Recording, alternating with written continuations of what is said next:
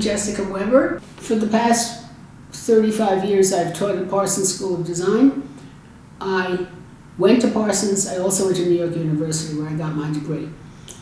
I've taught at Parsons editorial design, which is magazine design, because I was, at the beginning of my career, a magazine designer. I designed the magazine Food and Wine, and I worked for Dr. Norman Vincent Peale as his art director for a magazine called Guideposts, which is still around, actually. And so is Food and Wine, but it's different. And I also I was the creative director at a place called Book of the Month Club, which is now still existing, but not really. And I started my own design company in the not-for-profit sector about 40 years ago. And I didn't start out by wanting to be a business person. It just sort of grabbed me. I mean, I opened up my shop with just me and it was pre-computers. I didn't even have a fax machine, but I had some clients, one or two clients, and it grew like Topsy. And I realized that I loved working with people who did good, educators, charities, foundations. I didn't enjoy working for corporations. That was not my style. And slowly but surely, my list of clients grew like Topsy, and one person recommended me to another person, and I've never had to make what's called a cold call in my life. So I'm blessed. Most of my clients I've had for 10 and 15 years, 20 years. Juilliard I had for 23 years. I came from a family of, my father collected art, and as a child he would take me to what was then Park Burnett, which is now Sotheby's, for auctions. And as a result, we had a lot of art on the walls, and it wasn't expensive in those days. And as a little girl, I grew up in the dining room opposite a painting by a man named Lawrence Labduska, who I didn't know about, of a mama elephant and a baby elephant. And I loved it, and I just stared at it every meal for 15 years. And then one day I was looking at one of the auction catalogs, and a little picture on one of the pages looked like that elephant and her baby. And I thought, how can this be? And it was by someone called Lawrence Labduska. So I called, can you tell me the provenance of this? And it came from a museum in Washington that was deaccessioning. And I thought, this cannot be my elephant. It's impossible. But I remembered that my mother had said she'd sold it and it had been bought by a museum in Washington. So I thought, this is 50 years later. This can't be. But I thought, I'm just going to take a chance on something magical happening. So I called and I said, I'd like to bid on that painting. He said, sure, absolutely. And it's not, it doesn't fit into what I collect at all, but it was a memory of things past. And I thought, if this is really what I grew up with, this would be amazing.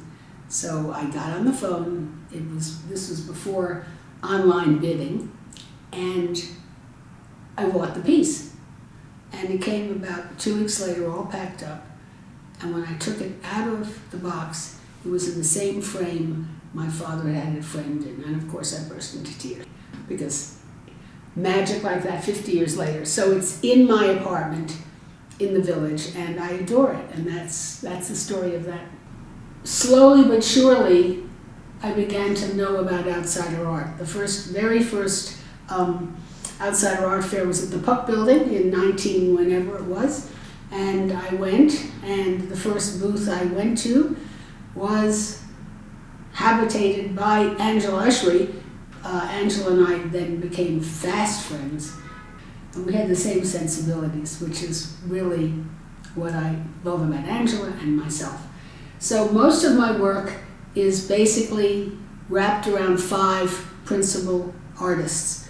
Jimmy Lee Sudduth, Sister Gertrude Morgan, Clementine Hunter, and Purvis Young. The Sister Gertrudes I've bought have always had her writing and her type on it. Now, I'm a graphic designer, and I've liked the juxtaposition of all of her writings, and of of course, I know her story, which is why she always wears whites, and I was very taken with that she was infused with the power of Christ. I really thought, I was very moved. I'm Jewish. I was very moved by it. So most of her things have type, which I like a lot. Clementine tells the story of her life. So it's really autobiography in paint, innocent paint. And that moved me because I would love to go to her plantation someday and see that. I think it's there. I would love to go. I've never been to the South, I'm embarrassed to admit. But this is a history with Sister Gertrude. These are dreams. These are actual dreams that she's had that she just is imbued with. And I don't know about Jimmy Lee. I think he just paints. I think he has to paint in a very specific way. He's driven to paint. She was driven to record her life. She was driven to record dreams, religious dreams. So each of them has their own reason for doing this. I have lived with this for 25 or 30 years. Coming into this office gives me great joy because the energy that these paintings have leaps off the walls, and it gives me energy. And when you spend 8 hours a day or 9 hours a day in one place, you want to be surrounded by joy and innocence.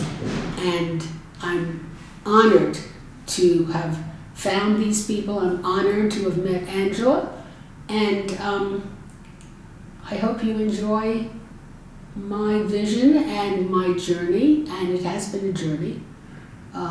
It's been the happiest of journeys.